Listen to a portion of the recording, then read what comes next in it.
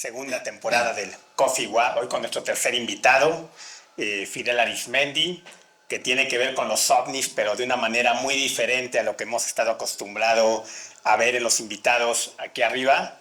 Bien chistoso porque a Fidel yo ya lo entrevisté 2 veces y me decía, pero ¿qué puedo decir? Ya te conté lo mismo. Sixto Paz lleva 40 años contando lo mismo y la gente le sigue creyendo. Tú apenas llevas 2 años, entonces... También, entonces vamos por buen camino, querido amigo. Bueno, a Fidel lo conocí en un evento, una presentación del libro de Sergio Arau, el libro de Metafísicas. El cantante de Botellita de Jerez es hermano de la esposa de Sergio. Coincidimos en esa presentación, medio platicamos, volvemos a coincidir en otra presentación del libro. Y bueno, ahí fue cuando le conté que teníamos un grupo que se llamaba Coffee Wap, donde nos reuníamos una vez a la semana para hablar de ovnis. Llegó muy serio, así como es él, muy observador. Tal como soy. Y pues yo creo que le caímos bien, o viene a estudiarnos, porque no se ha ido de aquí. Desde hace más o menos 2 años que ya te integraste, lo tenemos aquí con nosotros. Ya bien chistoso porque de repente platicábamos, poco a poco nos iba dando información, nos vamos enterando de todo lo que hace. Siempre serio, ahí sentadito, los demás hablando y presumiendo lo que hacía, ¿no? Y de repente, no, pues yo contacto todos los días y que yo platico con los extraterrestres y Fidel yo soy un seriecito, extraterrestre. escuchando, ¿no? Pero muy chistoso, que es una historia que ya nos contarán rato, pero cuando me decían, es que mira, yo contacto con los extraterrestres todos los días, un cuate sentado al lado de Fidel, y yo siempre le decía, yo me le quedaba viendo y decía, si tú supieras quién está sentado al lado de ti, que se metió de contrabando a casa de Steven Spielberg, saludó a Steven Spielberg, le dio un guión a Steven Spielberg que luego Steven Spielberg le robó, y es una historia real, y tú presumiéndome que contactas con extraterrestres, ¿no? Entonces, y lo padre del Coffee Wap es esto, ¿no? Que digo, ahorita somos pocos, pero sustanciosos, pero por lo general siempre viene gente, y no solo la que invitamos a dar la plática, sino siempre está sentado personalidades que tienen mucho tiempo, tanto en el tema o del cine o de los extraterrestres, o que son expertos en su área, en diferentes áreas, aunque no tengan que ver tanto con los ovnis, pero que están muy involucrados en este tema, quieren conocer del tema. Y bueno, así llegamos a Fidel. No quiero contar tu historia porque tú la vas a contar. Entonces, bueno, primero preséntate para los que no te conocen. Y bueno, nada, algo antes de que empieces a hablar. Fidel es un visionario, o sea, siempre he dicho, y ahorita con todo lo que hacen... Misionario, no visionario. Se van a dar cuenta que es un visionario y a pesar de que no ve tan bien, yo creo que es un visionario porque hace 2 años, o hace ya casi 3 años, según con el pretexto de que Estados Unidos iba a desmadrar, se viene a vivir a México. Pero ya entendimos que no querías que te deportaran. No, si soy gringo, güey. Te adelantaste a la época. Pero bueno, cuéntanos un poquito quién es Fidel, antes de empezar con las preguntas y con toda tu historia. Bueno, a ver. Sí soy eso, ¿eh? Yo me fui a Gringolandia a los 8 años, más o menos. Y he vivido prácticamente toda mi vida allá. Siempre he estado interesado en este fenómeno. He visto ovnis la prepa cuando estaba en Estados Unidos, pero nunca he interactuado con ningún alienígena ni nada. Fuera de decir ahí, por favor, llévenme, y no me llevaron, es lo único. No era... ¿Está prendido ese micrófono? Sí, según yo, sí. Aló, aló. Ándale, más bien acércatelo un poquito más. Es que es medio pornográfica esta cosa. Es el otro tipo de cine que hace. Pero con alienígenas. En fin, siempre me interesó el cine, la televisión. Lo estudié irónicamente, en Minnesota, donde está pasando todo lo que está pasando. Y después me fui a Los Ángeles porque pues, determiné que ese iba a ser el lugar a donde estar. Y de ahí, pues entró mi carrera. En 3, 4 años más o menos entré en la televisión gringa y he escrito para muchos programas, mucha comedia, sitcoms principalmente, todo gringo. Star Trek, The Next Generation, Mission Impossible, Californication, o sea, hay mil programas, pero eso ya estamos hablando de hace 1000 años. Y ahorita simplemente me contratan para arreglar guiones y yo desarrollo series y cosas para lo que me vine para acá. La idea era crear programas que sucedían en México, pero eran para Estados Unidos, con el propósito de cambiar la imagen de México, de carteles, de indocumentados y de gente de servicio, a lo que la mayoría de los mexicanos sabe México es, pero allá no tienen ni idea. Esa es la corta. La corta historia. Hablando de la serie, si yo ya admiraba a Fidel, que ya se lo he dicho muchas veces, ya así como el punto culminante fue cuando me enteré que escribiste Mejorando la Casa con Tim Allen, mi serie favorita en la primaria y en la secundaria. Digo, perdón por balconear tu edad, pero... O sea, ya me estás diciendo viejo, una vez más. Pero cuando yo iba naciendo, Tim Allen estaba en boga. Y bueno, te vas a Estados Unidos. Bueno, allá evidentemente tienes historias maravillosas que van hilando todo esto para que lleguemos a Star Trek Nueva Generación, que es la parte que nos vincula con el fenómeno OVNI. Pero bueno, llegas a Estados Unidos, llegas a Los Ángeles y me contabas que para mí son anécdotas muy padres porque son personas que a lo mejor admiramos, que a veces quedamos intocables, que nunca podríamos aspirar a llegar a ellos.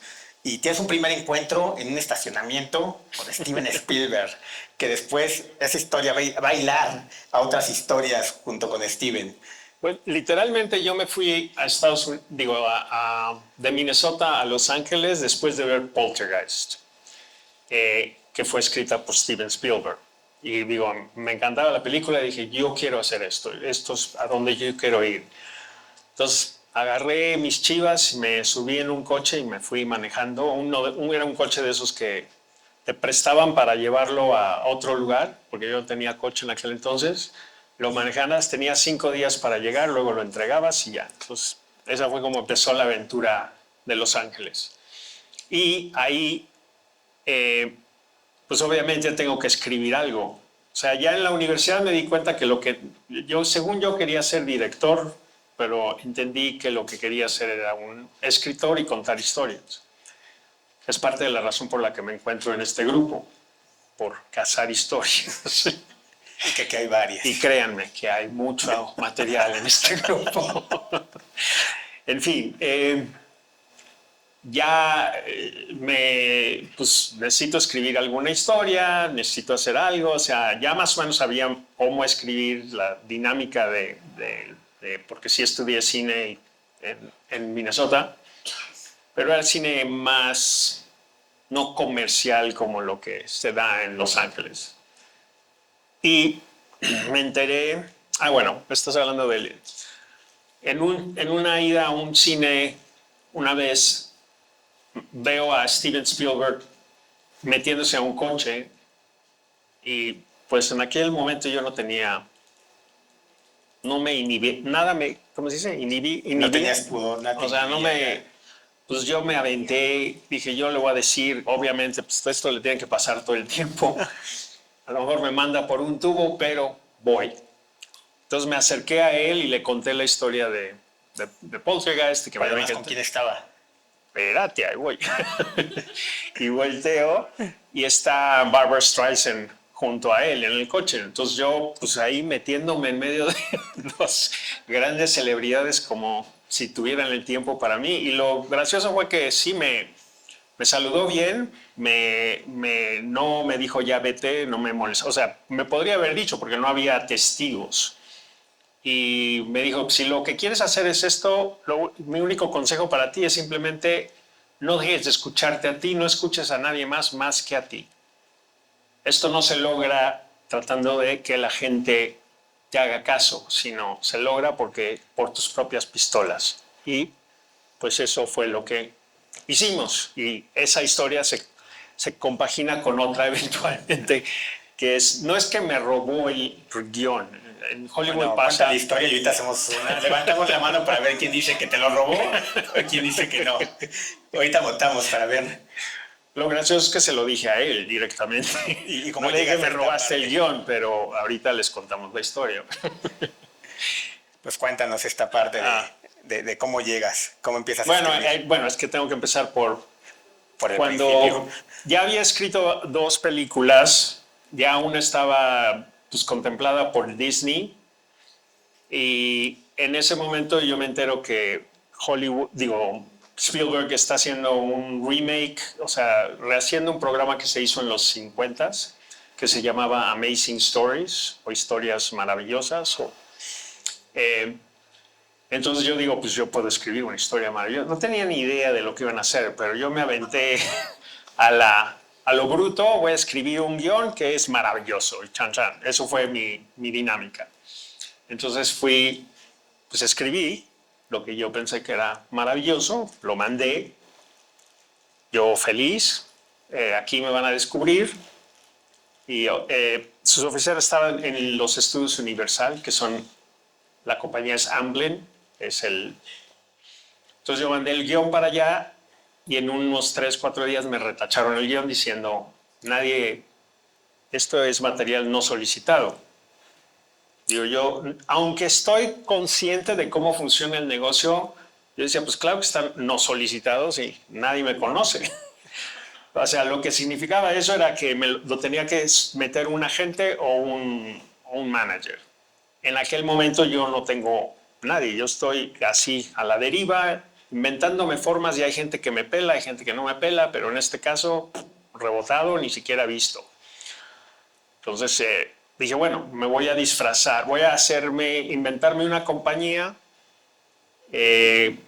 ponerlo en todo bonito, crear, ¿cómo se dice? Hojas Stationery, membretadas, o sea, el tarjetas. papel eso, y me voy a hacer pasar de mensajero, voy a ir a entregarlo a Amway.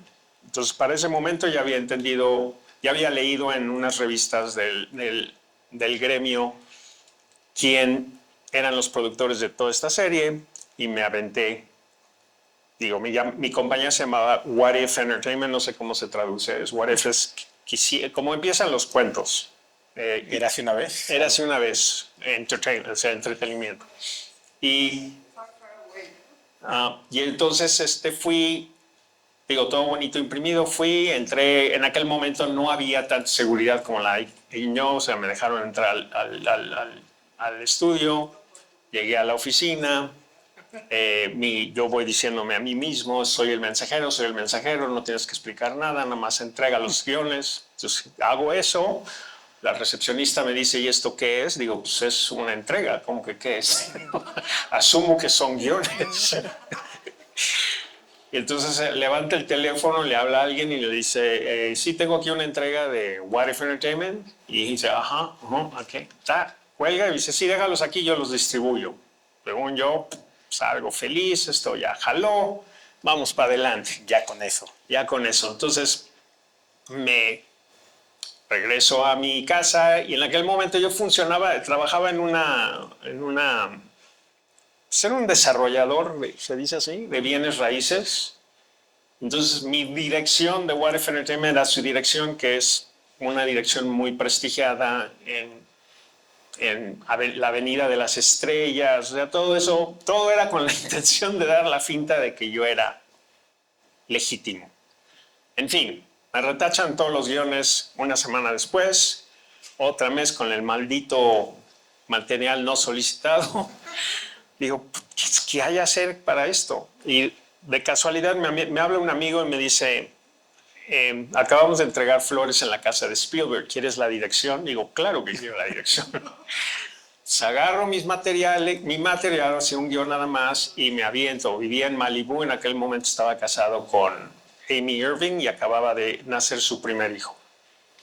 Entonces voy a Malibú, digo, si hay seguridad, lo mismo, soy el mensajero. No trates de convencer al hombre de que lea tu guión. Entonces llegué, en la caseta de seguridad no había nadie, me colé, me metí, estoy ahí detrás de la puerta que da a la cocina, estoy viendo fotos de la familia, de todo, la cunita del bebé, Toco la puerta, no me contestan, me quedé ahí como media hora y dejé el guión de nuevo. Y dije, bueno, vamos a ver. Y me llaman, esta vez me llaman. No me retachan el guión, pero me llaman y me dicen... y contestaba el teléfono yo en el lugar donde trabajaba. Entonces me habla, es un escritor que se llama Coleman Decay. Me dice, ¿puedo hablar con Fidel Arismendi, por favor? Digo, hablo de Amblin Entertainment. Entonces yo se me traba todo. Yo tengo que pretender que obviamente yo no estoy contestando mi propio teléfono. Entonces lo pongo en pausa mientras me tomo y regreso al teléfono con un poquito de una variación de mi voz y sin el gallo que traía encima, ¿no? Y entonces digo, sí, me empieza a decir, mira, como sabes, has estado bombardeando esta oficina con tu guión, tu persistencia va a pagar, pero necesito que completes estos papeles legales para que lo podamos leer sin que haya ningún problema. Entonces diga lo que quieran. Entonces hice... No andes diciendo que te lo fusilamos. ¿Para qué años después? En fin, le digo, hago eso, mando el guión, me llaman, fui a la oficina, me junté con este hombre, me dice, mira, no quiero descorazonarte. Esto está muy bien, tienes tu imaginación es buena, nada más no es el formato del programa, no cabe dentro de la historia, como se está haciendo la historia ahorita. Pero no quiero que tomes a mal lo que te estoy diciendo, porque aquí ya tienes la puerta abierta. Si se te ocurre alguna otra cosa y quieres traerla a Amblin, aquí tienes la puerta abierta. Ok.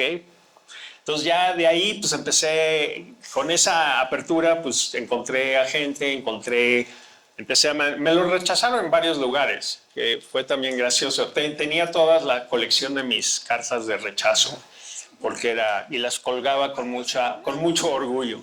Como trofeos. Y estaban todas enmarcadas.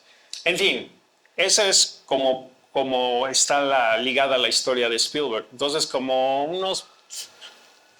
que ya me hago gloss con el tiempo, pero digamos unos 20 años después me encuentro en Amblin con un amigo mío que estaba escribiendo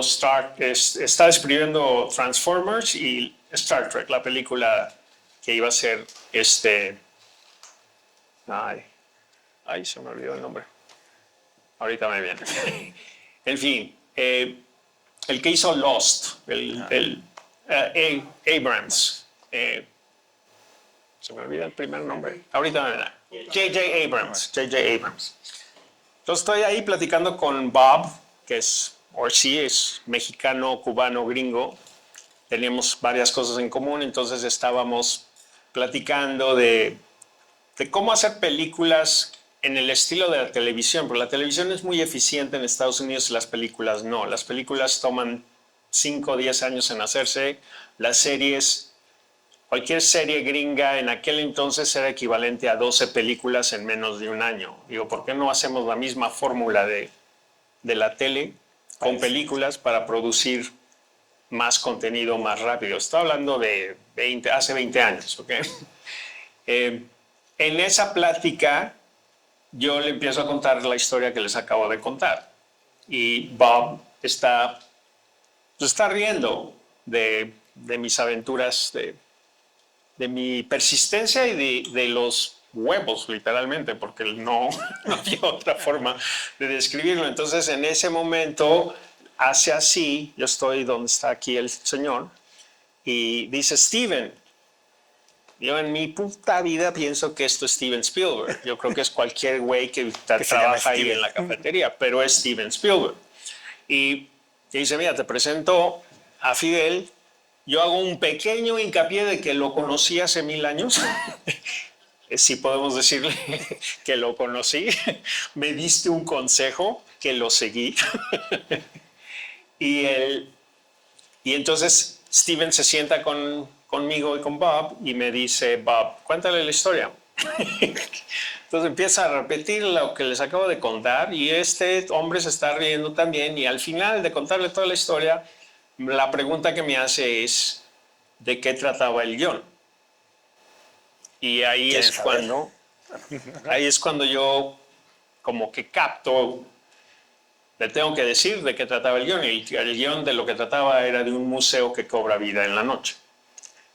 Y que es una noche en el museo. Literalmente, como que le cambia un poquito la expresión porque dice, ya viniste aquí a joder.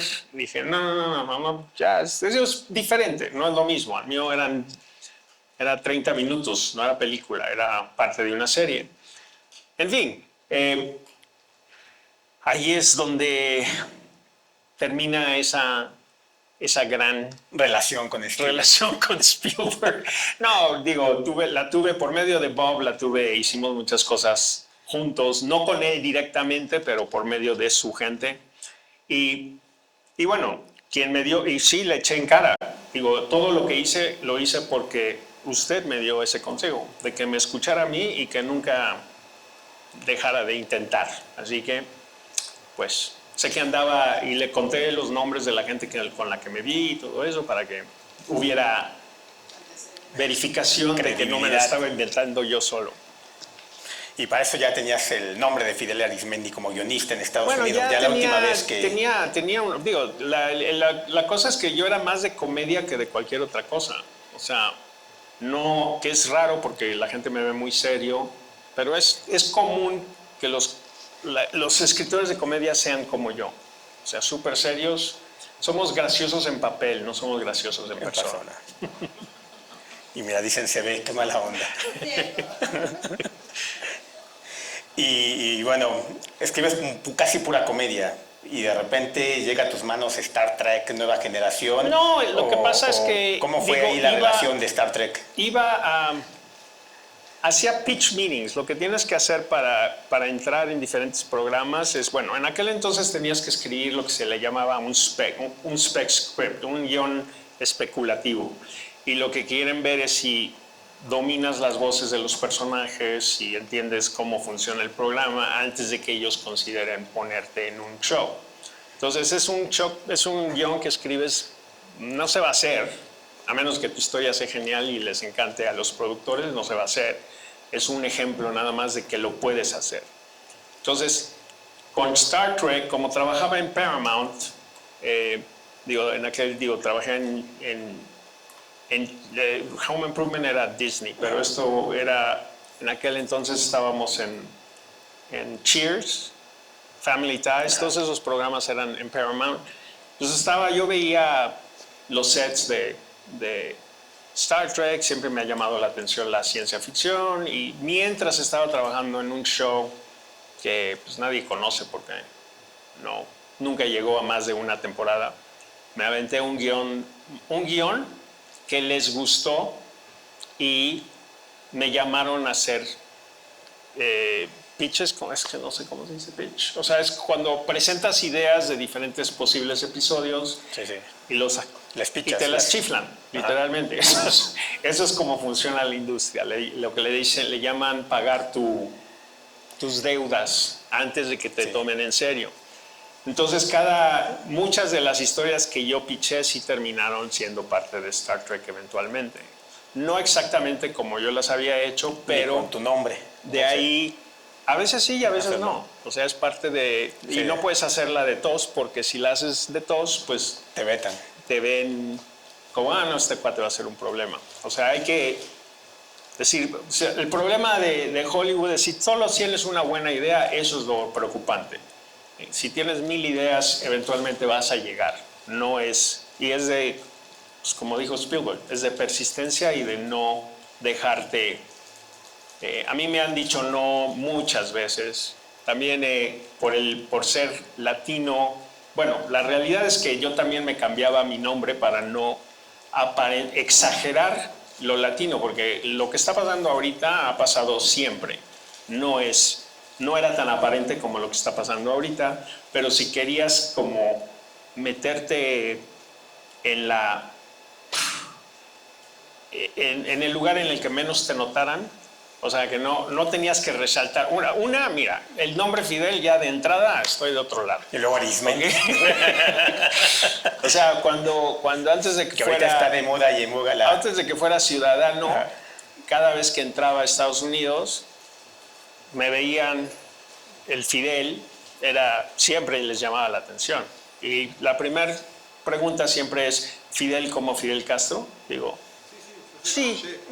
Pero bueno, o como siempre yo les rebotaba, Semper Fidelis, que es el lema de los Marines de Estados Unidos, que es Fidel es la raíz latina de fidelidad. O sea, no tiene nada que ver con lo cubano, pero como lo hizo famoso Fidel, pues Fidel es Cuba.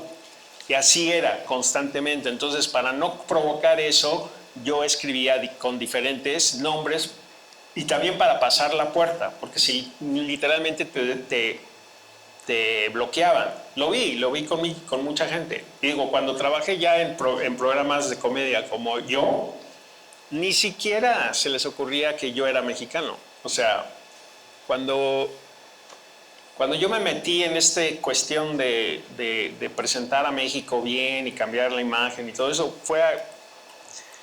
no sé si darle las gracias o simplemente maldecirla, fue por Salma Hayek. Porque acababa de llegar a Estados Unidos, me metió esta madre en la cabeza, yo estaba viviendo la vida genial, no tenía ninguna preocupación, a nadie le importaba si era mexicano, latino, ni nada, y de repente empiezan a salir todas estas cosas pero es que nos están viendo mal y yo quiero hacer un programa y esto y lo otro, y yo me aventé a hacer escribirle su primer piloto, y de ahí surgió toda esta dinámica que traigo constantemente de cambiar cómo nos ven y cómo crear. Creo que México tiene muchísimo material que no se ha explotado aquí, porque aquí se hace la misma película y la misma cosa todo el tiempo. Entonces, además de venirme para acá con la intención de hacer eso, pues estoy tratando, y lo quiero ligar allá o al mundo entero. No, o sea, desafortunadamente o afortunadamente, o ya no sé ni qué, porque con lo que está pasando no sé a dónde vamos, el entretenimiento gringo va al mundo.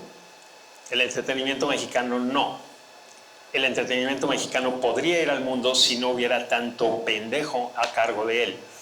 Perdón, pero es que así solo va al mundo a través de las telenovelas. Que ahí sí, bueno, eso es un medio, eso es un Ajá. género y está bien que se mantenga, pero aquí hay 1000 historias, sí. Por eso es parte de hacer parte de este grupo.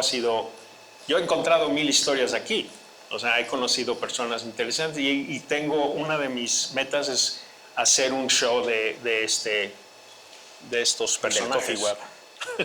Porque con dirección comedia, entre seriedad y comedia, porque pues sí es un tema que llama mucho la atención, pero también yo sí siento que la comedia es la forma más fácil de comunicar ideas complicadas sin que la gente se alebreste tanto. Porque si das todo drama y haces criticando a todo el mundo, pues la gente no me gusta. Pero si los haces reír, es mucho más sencillo que propongas una idea interesante. Ya se identifica, ¿no? De otra manera. Ay, mira, yo soy como este cuate. Sí, digo, de eso se trata. Es más, la diferencia entre el cine y la televisión es que la gente cuando ve televisión lo que está viendo es familiaridad. O sea, prenden la tele para ver o el YouTube o lo que tú quieras, estás viendo a los mismos personajes cómo se van desarrollando. Y esa familiaridad es lo que la gente ve en la televisión. En el cine, pues, cuando ven la oportunidad de crear una franquicia, pues es cuando se convierte en medio televisión, porque pues, todas las películas de Marvel son franquicias y se van repitiendo, pero estás viendo a los mismos personajes. Obviamente, creo que es más...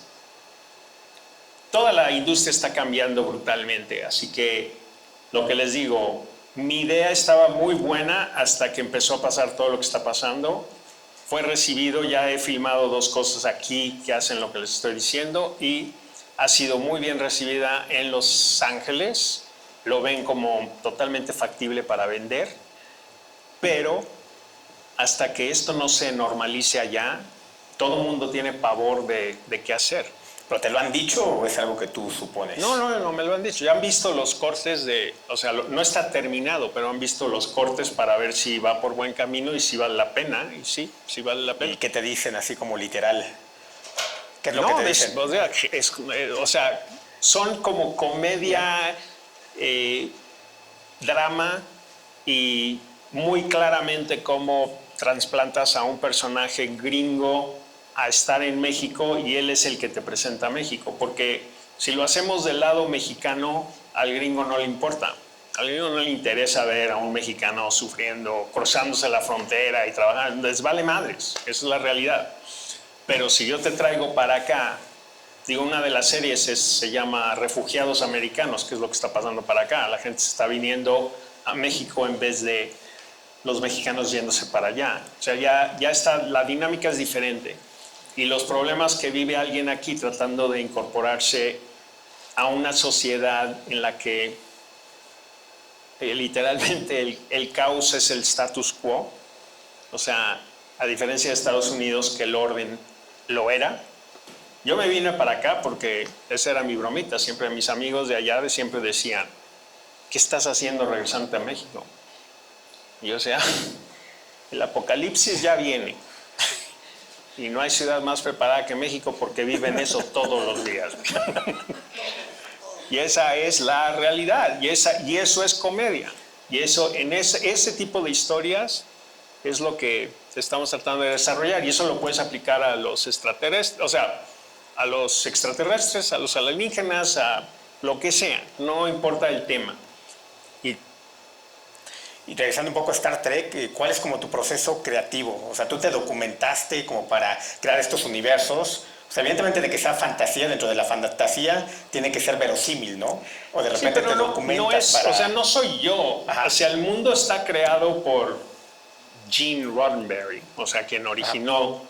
Y de ahí, por ejemplo, con Star Trek The Next Generation sí había un eslabón de control entre los dos lados, porque ya no era Gene, pero sí era una presencia muy fuerte y le estaba tomando el mando a diferentes personas. Entre mi jefe aquel entonces se llamaba Michael Piller, pero ahí había y otra chava que se llamaba Jerry Taylor y Brandon Braga, que fue el que creo que el que escribió el final de todo esto, que tengo una carta de rechazo de él por Twilight Zone en otro lugar. También le contaba estas cosas. Pero el proceso es, el mundo está hecho. Hay gente que escribía manuales de técnicos de cómo puedes, qué es lo que puedes hacer, qué es lo que no puedes hacer, de explicarte mil cosas, porque, o sea, si no eres una persona técnica, hay mil cosas que no vas a entender. O sea, ¿qué es es que no me sé los nombres en español, un inertial damper? O sea, ¿por qué cuando ves el Enterprise, o sea, hay donde se estacionan los shuttles, siempre parece que está abierto? Digo, pues, ¿cómo salen y entran sin que pase nada? O sea, hay mil cosas lógicas que te puedes empezar a preguntar. Como un portal. Sí, pero o sea, si le quieres poner huecos a todo, lo puedes. Porque no es un mundo, o sea, no, empezando por el warp drive. O sea, las explicaciones, hay dos formas de hacer todo esto en la ciencia ficción. Una es, ¿cuál es la película de Nolan? Interstellar, en la que es una versión técnicamente real de cómo podrías hacer este viaje por el tiempo. O puedes hacer el flux capacitor de Back to the Future, del retorno al futuro. O sea, nadie te explica cómo funciona, nada más eso es lo que necesitas para que viajes. Cualquiera de las dos funciona, pero te tienes que mantener en ese camino. Y con ciertas reglas. Y eso es lo que hacía. Hay gente que era más técnica y decías, bueno, ¿cómo aquí va a pasar esto?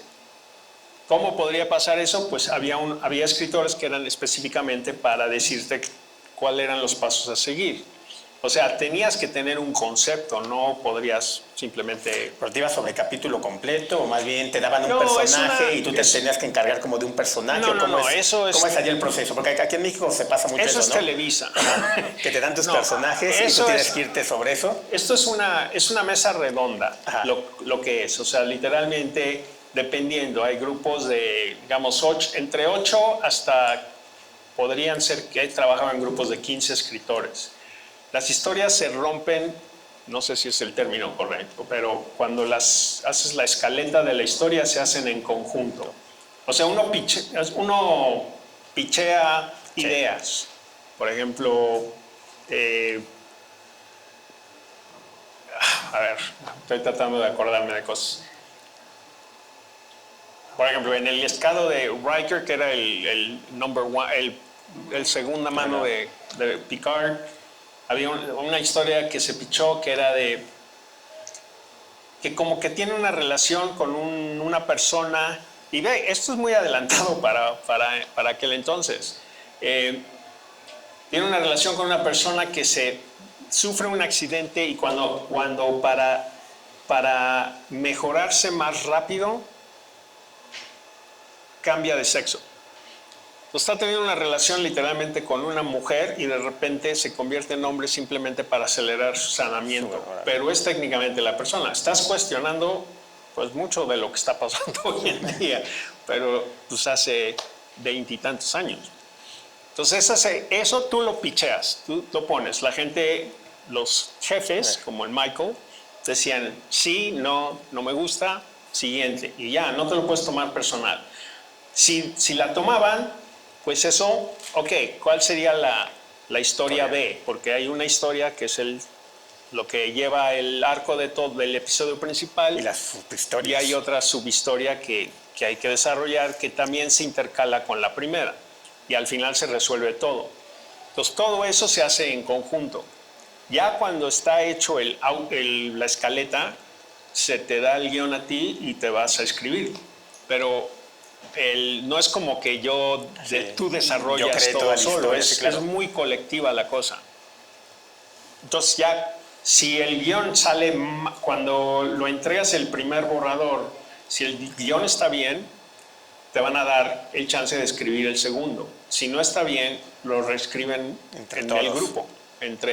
Es más rápido que te vayas otra semana a hacerlo si ya todo el mundo le mete mano.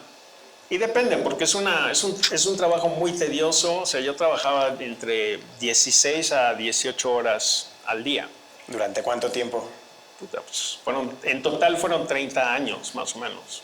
De puro Star Trek. De todos los shows. Pero es el mismo sistema para todos. No cambia. La diferencia, por ejemplo, en un sitcom o Star Trek es que si escribiste el episodio, eres parte de la filmación en un show de 1 hora. En el sitcom eres parte todo el tiempo. Todo el tiempo, porque es como ver el teatro. Tienes que ir al set a las 5 de la tarde todos los días y ves lo que ha hecho el director y lo que han hecho los actores. Y dentro de eso se reescribe el guión esa noche de nuevo. En Star Trek o los shows de 1 hora no es así de tedioso porque solo se están filmando escenas al día siguiente, no se filma todo el programa en un día. O sea, en el sitcom el horario se lee en la mesa con los actores, te dan las notas, el canal, los actores, todo mundo, el estudio, se reescribe esa noche basado en esas notas. Al día siguiente, mientras estás esperando hasta las 5 de la tarde para ver lo que hicieron los actores y el director, estás escribiendo el episodio de la próxima semana. A las 5 se le llama run-through, ves que funcionó, que no funcionó, se reescribe el guión de nuevo esa noche, pasa el mismo proceso el miércoles ya entra el director a bloquear cámaras, así que ya tienes que estar más cercano a lo que se va a filmar. El jueves es el último día de cambios brutales y el viernes se filma 2 veces, una sin audiencia y otra con audiencia. Y Y los actores se prenden con la audiencia porque es como teatro. O sea, es muy diferente estar actuando tú solito a estar con alguien que te está dando energía. Entonces es un proceso más divertido y dinámico que el de la televisión de 1 hora. Porque ahí, te digo, si eres el escritor del episodio vas a participar en la filmación, pero si no, No participas. no participas y no tienes el feedback, como se diga, de una audiencia que se ríe o no se ríe. O sea, no es, simplemente es la estructura, funciona la estructura de la historia, se está resolviendo lo que estamos poniendo. No tienes que llegar a hacer reír a nadie en un show dramático. En un show de comedia es como subirte a, tú y yo hablamos siempre de hacer stand-up. Ya nos verán. Es como subirte aquí y de repente pues nadie se ríe de nada. O sea, pues dices, no, pues mi material, no es la audiencia, güey, mi material está de pelo. Sí. Necesitamos público más inteligente. Público más simple. Sí. Pero bueno, eso es más o menos la dinámica. Luego de ahí viene otra cosa que te conecta con los extraterrestres, que es la película que nunca me quisiste decir que la escribiste y que la dirigiste hasta que me enteré buscando en internet y stalkeándote. Alien Zona del Silencio, que además es muy distinto, ¿no? Escribir una serie, a escribir un guión para cine. Entonces primero platícanos un poquito qué te gusta más o qué fue más complejo y tu proceso con la película. Mira, la realidad es que yo puedo escribir lo que sea. En Estados Unidos te encasijan en ciertas cosas. O sea, si yo soy de comedia, soy de comedia. Si yo soy de ciencia ficción, soy de ciencia ficción. O sea, yo puedo escribir lo que sea. No tengo problema en desarrollar nada. Entonces, en el caso de esta película me llamó la atención lo que estaban tratando de hacer, que nunca lo hicieron. Y Por eso no la quieres mostrar al mundo. No, digo, pues le ha ido bien, nada más, digo, traté de que la pusieras no que la pusieras, sino, pero nos querían cobrar una lana nada más por poner la película, que tampoco vale la pena para hacerlo. Pero la idea de esta historia era interesante porque el género es lo que empezó La Bruja de Blair, que se llama found footage, o sea que es como que te encuentras el pietaje de algo y eso te cuenta la historia y parece que es todo real. Esa es la idea. Y esto era más o menos lo mismo, nada más que como se concibió era que se iba a hacer una campaña en YouTube de este personaje, crearla como si fuera una influencer de y empezar, dentro de sus historias empieza a hablar de su hermano y que su hermano y su amigo son como turistas, ¿cómo se dice? Hay un término. Gente que va a explorar cosas paranormales, o se meten en lugares que no te deberías de meter, pero lo hacen como turismo. Sí, como turismo extremo, algo así, ¿no? En fin, esa es la idea. Entonces ella te va contando historias de los hermanos, pasábamos pietaje del hermano y su amigo, y de repente desaparece el hermano en la zona del silencio. Entonces ella va consternando, pero todo esto es en línea, como una show de verdad, como una cuata que está siguiendo. Ese era el concepto original. Eso a mí me llamaba mucho la atención. O sea, crear el mundo hacia afuera, ¿no? Así como La Bruja de Blair, que se hizo una Pero, y publicidad. eventualmente ella en el show te dice 6 meses después que no ha conseguido encontrar nada y que va a ir a buscar al hermano y que consiguió a alguien que la patrocinara y por medio de esta persona va a estar transmitiendo en vivo. Entonces creas toda esta expectativa. Entonces la película lo que era es el resultado de lo que ella grabó cuando fue a buscar al hermano y ella termina desapareciendo también. Y lo que encuentras es eso. Y fue todo un reto, porque también me llamaba la atención.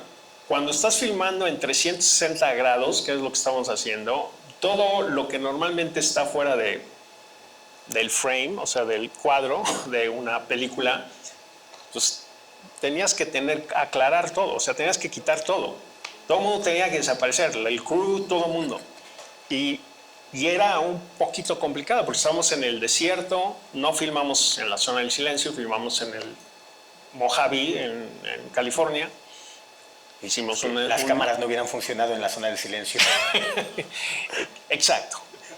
Y luego, y todo era, ¿cómo te le ingenias para hacer esto que funcione? Y además, yo le escribí el guión y yo sugerí que metiéramos a una persona que llevaba la cámara porque digo, esto se va a poner muy tedioso si todo es del punto de vista de esta chava y su rig que era de 360 grados. Mejor llevémonos a un cuate que está ahí para crear para pues, tener otro punto de vista y facilitar cosas.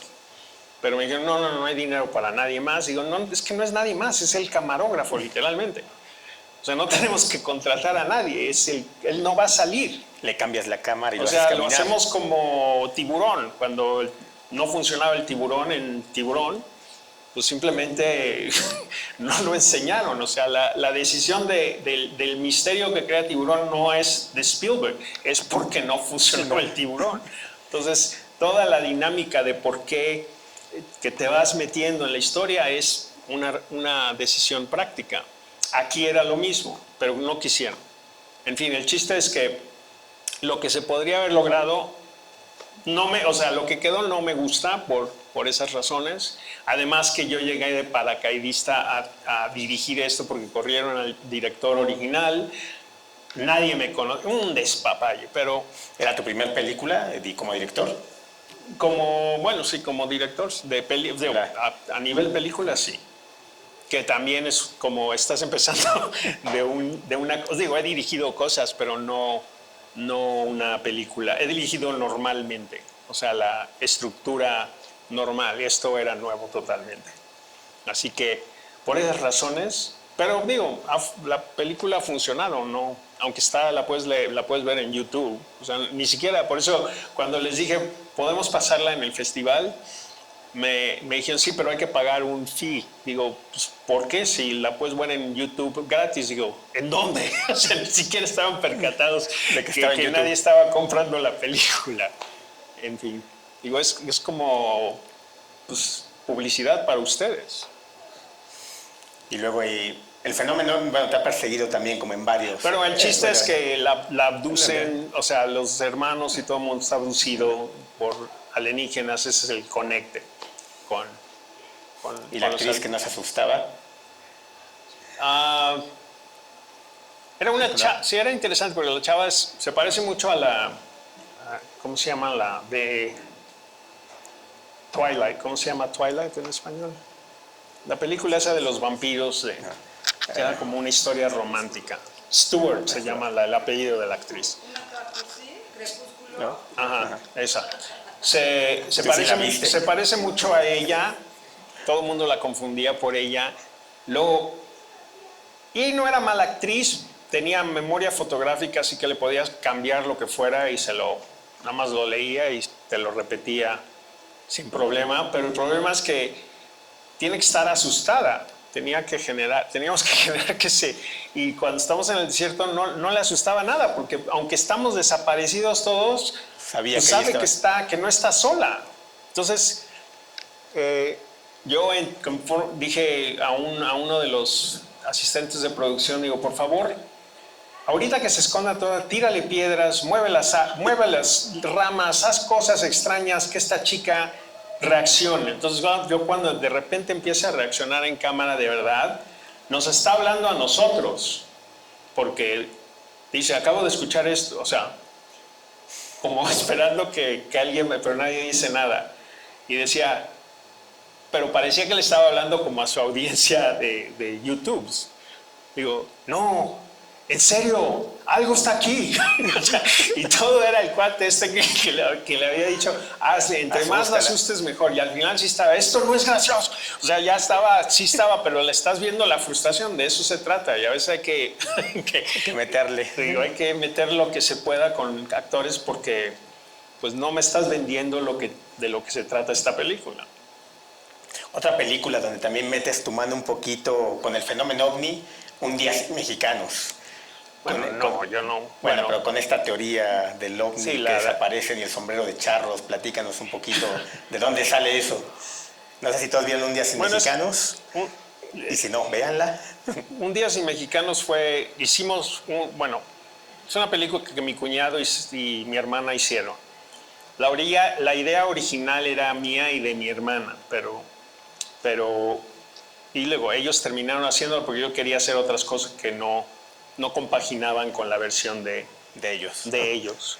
Yo la quería hacer como una película de desastre grande, como el Día de la Independencia, en el que veías cómo afectaba esto a los del punto de vista, el desastre era que habíamos desaparecido, no como, o sea, lo que ellos hicieron se enfoca mucho en lo que ya Estados Unidos vende del mexicano, somos servicio, somos criminales y somos indocumentados, y es prácticamente la misma. Entonces yo quería cambiar ese diálogo, no se dio porque mi cuñado no le gustaba esa idea, en fin, yo me salí del proyecto, pero originalmente se hizo un mini sí, era como documental, de ahí salió y que se filmó prácticamente todo en mi casa, y una de las escenas esas que se creó ahí era la que hablaba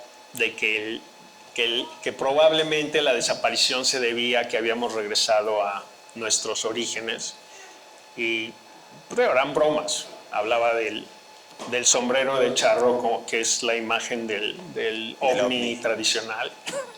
O sea, que es como un reflejo de la nave nodriza, y que siempre los mexicanos hemos venido, ya lo metías con toda la cultura indígena, los olmecas y todo eso, o sea, es un desbarajo, pero tenía sentido. Y bueno, terminó todo ese que fue en el documental, terminó en la película. En la película. Que además sí coincidía porque impriman una foto de un charro y sobrepónganle una imagen del ovni y cuaja perfecto. Eso es una teoría dentro de la película. Y bueno, hasta aquí, ¿alguna pregunta que quieran hacerle a Fidel? Acuérdense que siempre que digo alguna pregunta todos se quedan callados. Cuando les digo ya nos vamos, todos quieren preguntar. Así es que... Tú tienes cara de preguntar, Roberto. Un Día Sin Mexicanos, una buena película.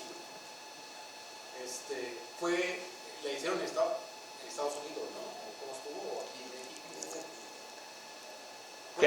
La hicieron aquí en México. A veces las hacen un poco acá. No, se hizo en Estados Unidos. Digo, no era... Pues México no iba en contra de lo que se estaba tratando de comunicar.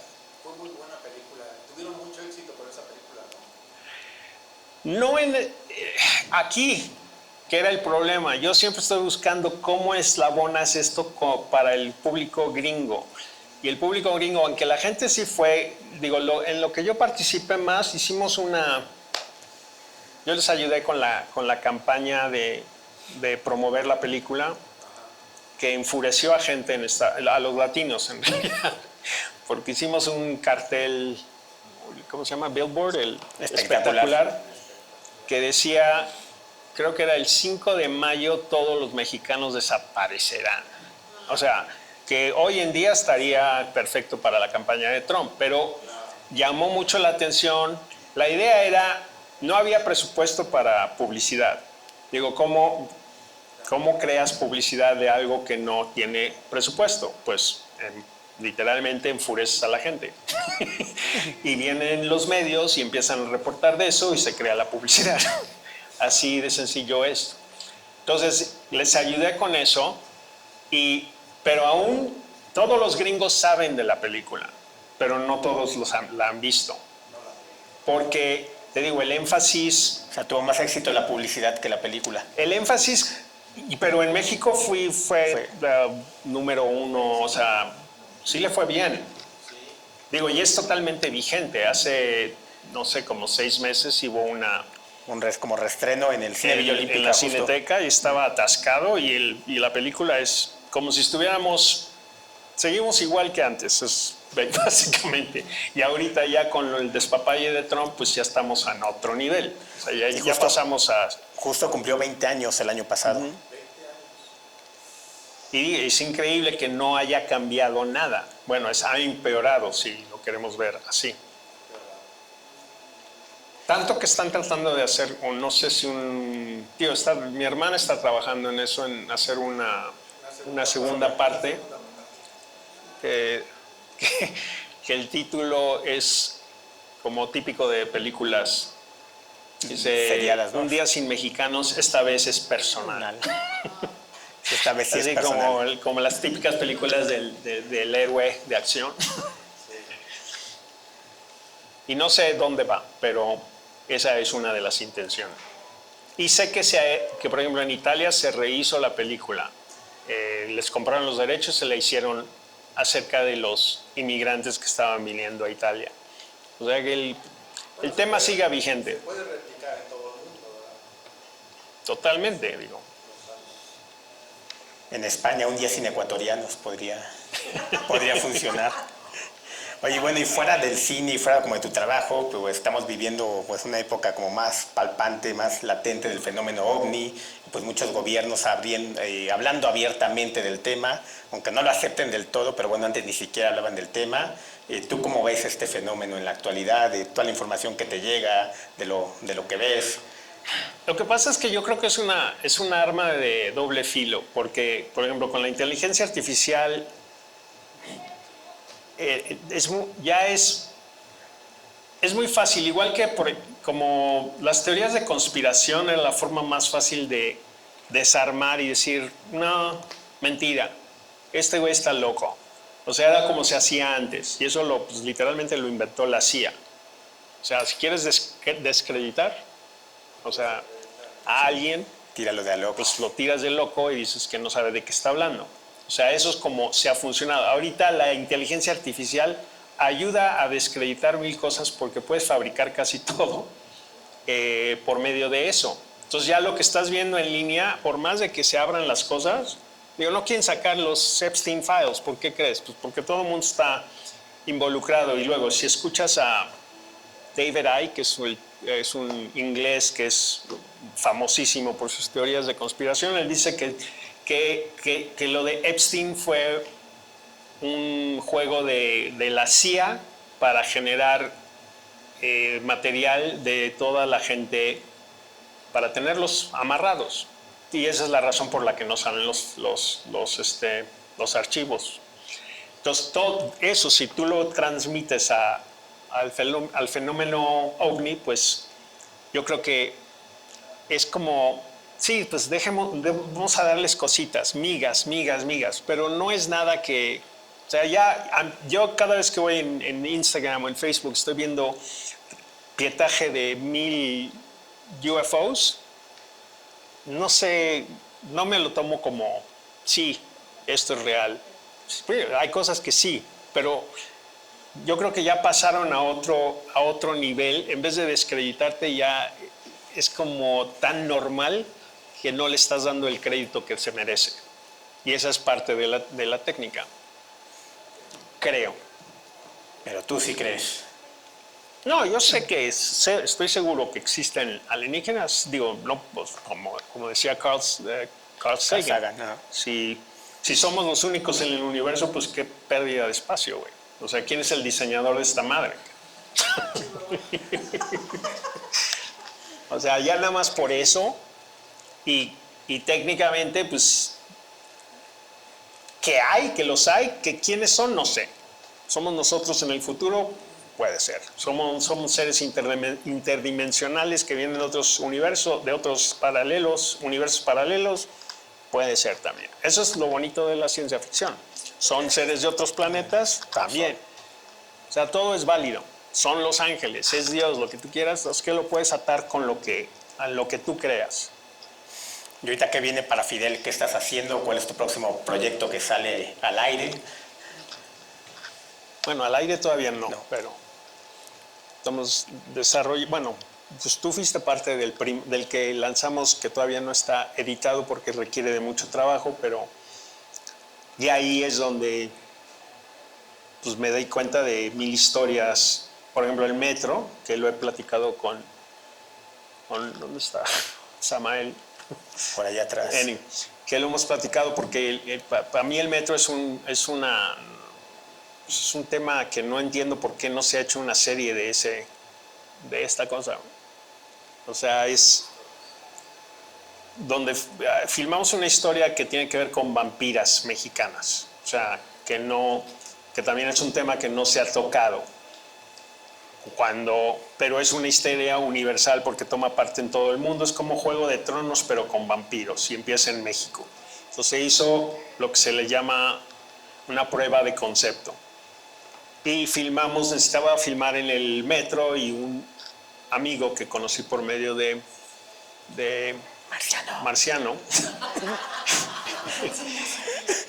que trabaja con el metro, le empecé a contar esta historia y me dijo, la había puesto en pausa porque filmar en el metro es muy costoso y es un despapalle y necesitas 1000 permisos. Fuiste muy afortunado. Y no fue costoso, pero fue un despapalle.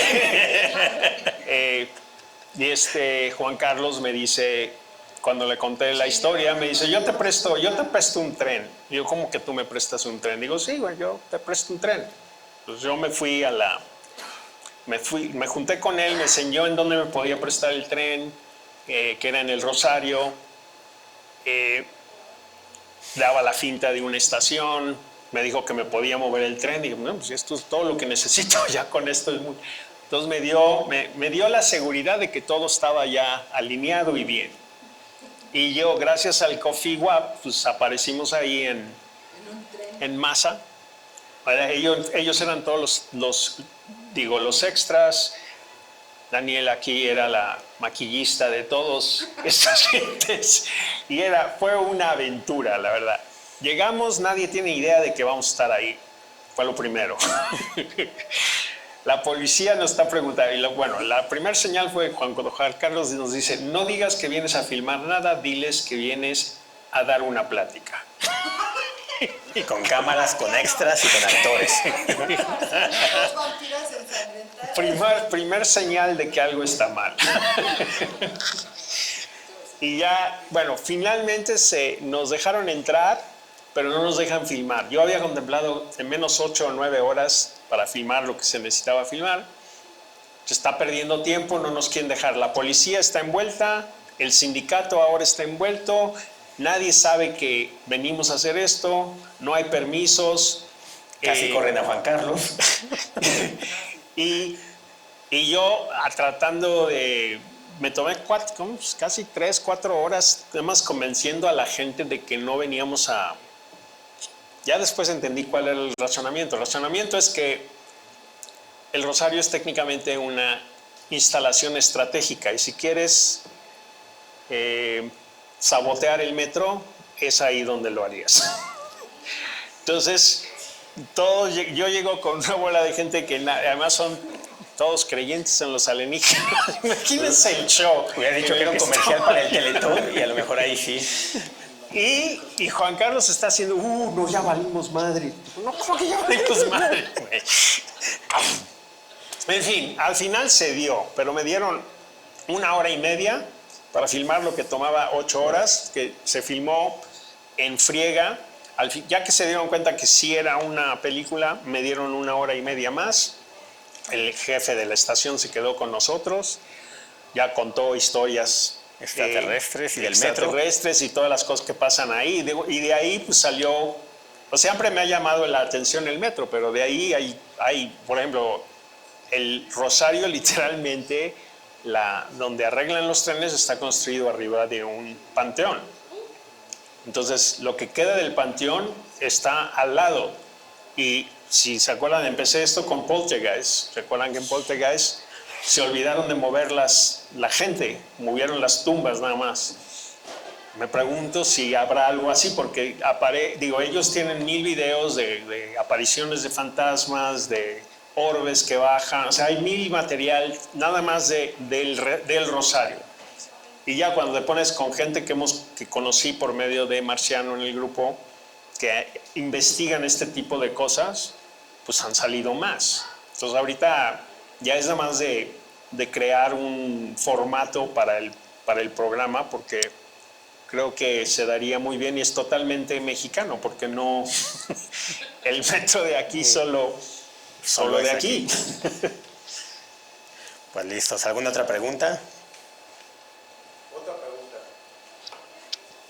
Fidel, dijiste que trabajabas 16 horas al día. Son 12 horas más 4 horas más. Y a veces 18 y a veces no dormías, o sea, también. No dormías. Estoy haciendo el promedio. Acá está peor, tú no te preocupes, si te pagan menos de lo Digo, por eso no duermo casi nada hoy en día. Te quería preguntar. De hecho, tiene 45 años, y véanlo. Ah, sí, ya. Desde que cuando comenzaste y cuando llegaste a un cierto punto de madurez en la forma de hacer tus guiones o tus escrituras o no sé cómo pudiera ser, ¿qué proceso fuiste tú mejorando que te diste cuenta que debías de... Me imagino que empezaste de una forma haciendo te sentabas. Bueno, al principio uno escribe lo que quiere escribir. O sea, esa es la diferencia. Cuando ya estás contratado por un estudio, pues estás contratado para escribir un show. Te guste o no te guste, digo, ¿cómo dice? Mejorando la casa. Pues era el mismo formato siempre. O sea, se le llamaba el problema entre estoy traduciéndolo, hombre y mujer. El problema, digo, entre la esposa de Tim y Tim. O sea, ella interpretaba cosas. Pues es lo típico de cualquier relación. O sea, el hombre no entiende de qué carajo está hablando la mujer y cree que hay que arreglar todo, que es lo que hacía Tim. O sea, lo hacía por medio cuando lo que necesariamente lo que pedía era ser escuchada. Tenías al vecino que le explicaba todo a Tim para que él rectificara y arreglara la situación con la esposa, pero es la misma dinámica todo el tiempo. No es si dentro de eso vas encontrando, bueno, Tim presentaba una nueva herramienta que hacía tal y era siempre de Biff. Se me olvida Es el gordito, el amigo. no, ¿cuál? el nombre de las herramientas era Biff algo, ahorita me vendrá. 2000, o sea, 2000. O sea, todo tenía... Y con esto podemos aspirar la casa o sea, y nadie te está pidiendo eso, que era siempre el problema. Por ejemplo, eran los chiquillos, las cosas de la casa, y él lo iba a arreglar todo con alguna cosa que tenía que ver con herramientas y tecnología. Oye, Fidel, entonces, a final de cuentas, ¿tú te imaginas un guión? Pero bueno, regresando a tu pregunta, cuando yo escribo para mí, yo desarrollo lo que quiero ver. Cuando uno escribe para un show, prácticamente te están diciendo, o sea, tienes que pichar, tienes que participar. Te digo, es una mesa redonda. Tienes que aportar. O sea, te están midiendo y juzgando en tus aportaciones y todo eso. Y te encargan 1 o 2 guiones durante el año. O sea, porque hay muchos escritores, no te van a tocar Los 20. los 20. Entonces, y lo demás es estar participando constantemente y ser gracioso y hacerlos reír, porque si no haces eso, pues no... O sea, en las sitcoms hay 2 tipos de escritores. Hay un escritor que es más de estructura y un escritor que es más de comedia. O sea, de encontrar líneas graciosas. Pero encontrar los gags. Necesitas tener la estructura dramática que funcione para contar luego las bromas. Hay gente que la contratan solo una vez en la noche, digo una vez en la noche, una vez los miércoles, que viene nada más a hacerle punch-up, que es hacer que haya más bromas en el guión. Y son como Robin Williams, que se le ocurría de cualquier cosa podía hacer una broma. Ese es el tipo de persona que viene el miércoles y cobran un lanal por hacer eso. Tú que estuviste trabajando en películas muy grandes, hay equipos muy complejos de escritores. Hay un escritor de estructura, hay escritores... Eso es más la televisión. El cine es diferente. El cine eres tú. Es una persona, entregas tu guión, el estudio te dice no nos gusta por tales razones, hay que hacerle estos cambios. Si te pones muy dificultoso, simplemente te cambian. O sea, tienes que tragarte, Negociar. decir quiero ser parte, quiero llevar el proyecto hasta lo más que pueda. Cuando ya no puedes más, por eso cuando ves una película dice escrita por tal y tal y tal y tal. Si dice y, por ejemplo, por Roberto y Fidel y Marciano, todos esos son escritores por separado. Si tiene el simbolito este, no sé cómo se llama en español. El de and, el de- del infinito. No el infinito, el ampersand. Es uno, eso significa que son Los duplas. dos. Ajá. O sea, son escritores que trabajan juntos. Si es en la Y, son Separados. escritores que se van sumando. Y ya si definitivamente al final no sobrevive nada de lo que tú escribiste, te quitan. O sea, hay reglas de la unión de escritores que hasta cierto punto sigue tu nombre ahí, pero si no, te quitan. Y ya, no importa, o sea, te pagaron por hacerlo.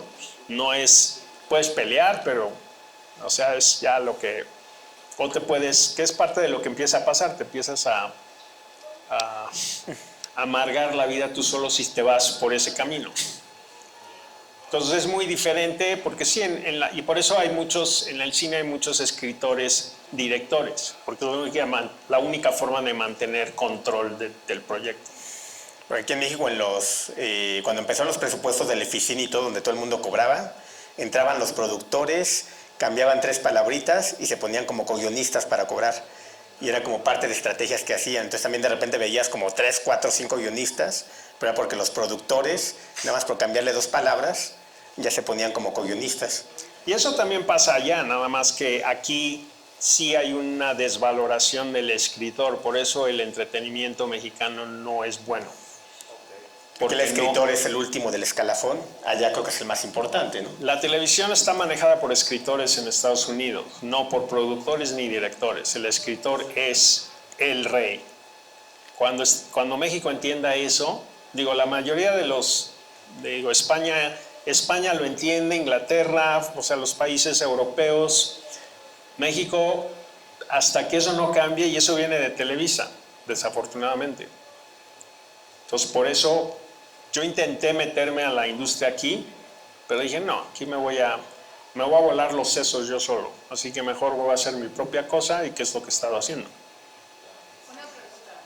Justo sobre esto que comentas, o sea, si tú tuvieras una varita mágica, ¿qué cambiarías para que las producciones mexicanas sí tuvieran como proyección internacional y llegaran a todo el mundo? O sea, si tú tuvieras la fórmula, la varita mágica. Pues lo primero es eso, el darle la batuta al escritor, no al productor. O sea, allá los escritores son productores también, pero todo lo que involucra la creación, el formato, todo eso, el desarrollo, los productores mexicanos no saben ni qué es un personaje. O sea, no entienden lo que es un arco. O sea, y te lo van a decir que sí. O sea, si tú vas a Centro, el Fernando Robsar y todos estos güeyes te van a decir que son expertos. A mí tengo aventuras de eso, pero no me voy a meter por si me están grabando. Pero Ay, aviéntate una, por favor. Saludos, querido Fernando. No lo entienden. Y además Y he escuchado historias de escritores aquí, amigos escritores, de lo que dicen los productores, simplemente porque no les gusta la idea. O sea, literalmente voy a matar a un personaje que es trans porque incomoda al productor que esté en el set. Dices, güey, la historia necesita este personaje, no, ¿cómo diablos lo vas a matar porque te incomoda? O sea que, pero ese son el criterio mexicano, a diferencia de un criterio inglés, gringo, francés, español. Por eso las series españolas le pegan más a todo, porque te digo, hay escritores que es la base de todo. O sea, siempre digo, mira, hay un dicho en Estados Unidos, digo, puedes tener un muy buen guión y un director mediocre y vas a tener una buena película. Pero no puedes tener el mejor director con un guión mediocre. Va a ser una mala película siempre. La espina dorsal de todo es el guión. Y hasta que México no entienda eso, aquí van a seguir haciéndose las barbaridades que se hacen. Entonces, si me dices la varita mágica es eso, darle... A mí, ahí en Churubusco, tienen un árbol ahí que es supuestamente la estructura de cómo se hace el cine. O sea, tienen al guionista... Esa es otra cosa que es interesante en México. Diferencian al escritor del guionista. O sea, es uno solo. Empiezan con el escritor abajo del árbol, es como debe de ser. Y luego en una de las ramas está el guión. O sea, pero no es escritor, allá no hay diferencia, no te llaman, no existe guionista, eres escritor y ya. Por mucho tiempo a mí me costaba porque la gente dice, ¿pero qué escribes? Pues guiones. Entonces es guionista. Entonces eres guionista. No, bueno, si eso te hace entender, sí, pero no. Soy escritor, desarrollo historias, eso. Entonces, es como el plano de una casa. O sea, el guión es el plano de la construcción. Sin el plano, pues la construcción pues, se te va a caer. O sea, no tienes plan, no tiene a dónde ir. Y es como muy sencillo, pero increíblemente no es algo que México cree que es importante. Pues listo, ¿alguna última pregunta? Yo tengo una Por acá. pregunta. Ahí en Estados Unidos, por ejemplo, lo que estoy escuchando, ¿qué tanto se lleva más lo que es el escritor y el director? Imagino que en ocasiones es la misma persona, ¿no? En las películas puede ser, en la televisión no. En la televisión los directores cambian cada episodio o cada 2 episodios si te va bien. Son directores de tráfico, literalmente. La labor de un director en la televisión gringa es proporcionar el material necesario para el editor y en un programa de 1 hora y proporcionar y filmar las hojas que se necesitan filmar al día. Esas son las labores. Por ejemplo, un show como Grey's Anatomy.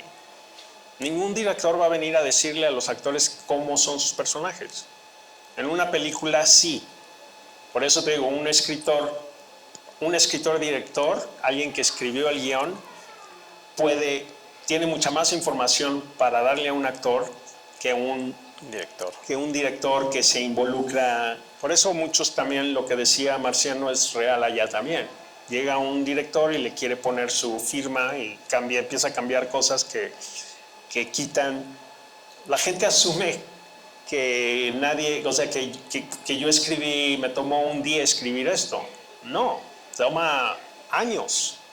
O sea, te puede tomar un año de concebir la idea, de desarrollar la idea, y a lo mejor te toma 3 meses escribir el guión, pero el proceso ha sido largo.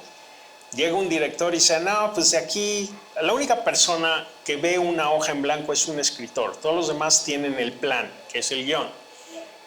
Entonces, si no entiendes por qué el guión es importante, es por eso. Porque tú puedes aportar, yo lo haría así, pero lo estás aportando a partir de una idea que ya está concretada, no de la nada, que es lo que se les olvida. O sea, no estás trabajando en un vacío cuando estás aportando ideas, pero el escritor sí.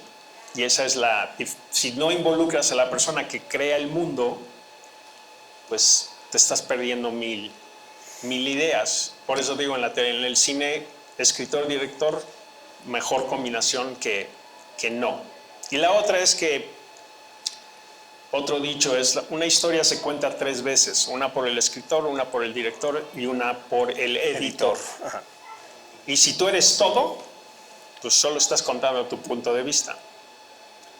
Lo bonito del cine y de la televisión es que involucras a diferentes puntos de vista para ver el mismo tema, pero con los ojos de alguien diferente. Por eso no he editado Los vampiros, porque yo ya lo escribí, ya lo dirigí bajo las condiciones de presión que tuvimos.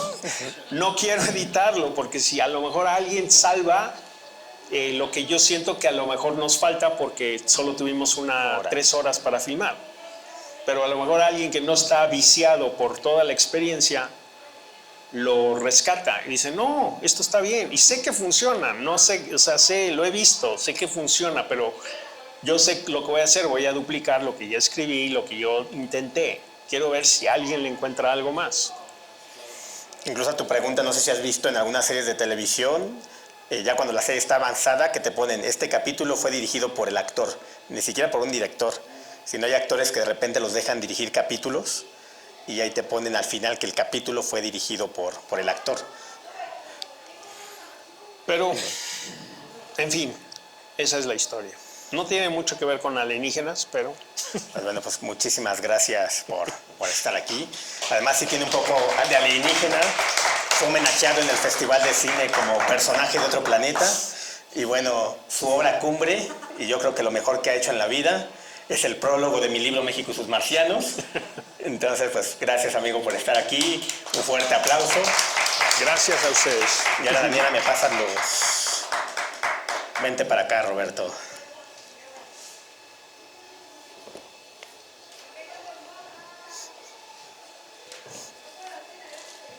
Aquí está tu demanda de plagio hacia Spielberg. Ahorita se la mandamos. Por fin llegó. Espérate, déjame ver si salen.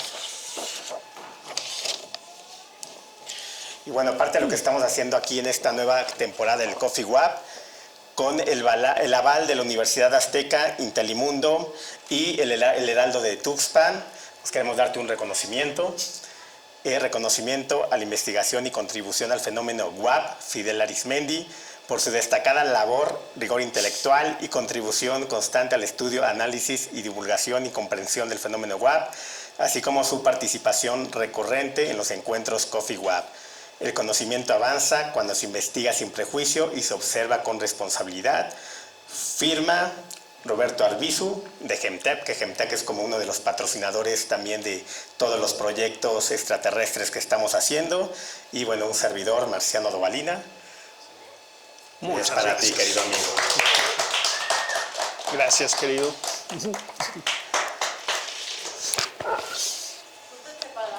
Fíjate, nada más hay que darle también su versión para la cartera. Para la cartera. Sí, para la cartera, sus archivos. Para la novena. Deberías de hacer una de cartera. Estaría gracioso. Y nos sale.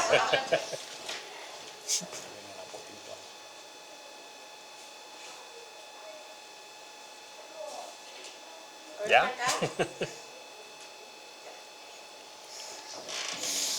Pues muchas gracias a todos y los espero Gracias. aquí al ladito en la cafetería para seguir la tertulia.